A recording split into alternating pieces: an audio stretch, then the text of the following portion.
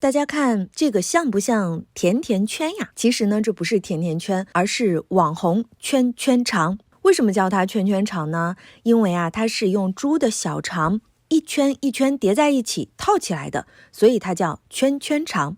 不要看它看起来好像挺复杂的，其实呢，做法一点都不难。只不过猪小肠比较贵，而且比较难买。这么一小点猪小肠就花了我100多块钱呢。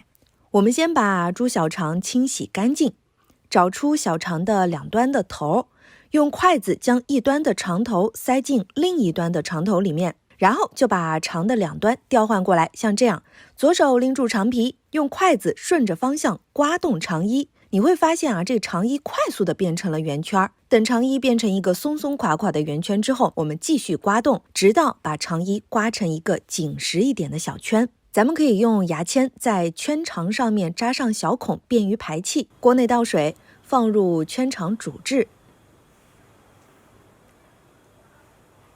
煮到水开，而且圈肠从软的变成硬的状态，就把它捞出来，放入高压锅当中，倒入漫过圈肠的水，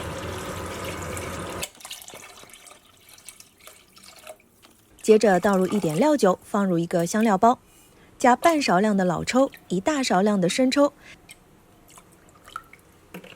，1小把的冰糖，几根红干辣椒，1点花椒，再加1小勺的盐，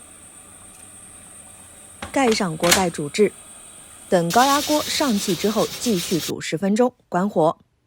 等气排完之后，开盖，取出煮熟的圈肠。如果你担心不够入味的话，还可以将圈肠浸泡在卤汁里面一会儿。切开一个圈肠，你会发现里面呢是一层叠一层的。究竟有多少层呢？你可以数一下哦。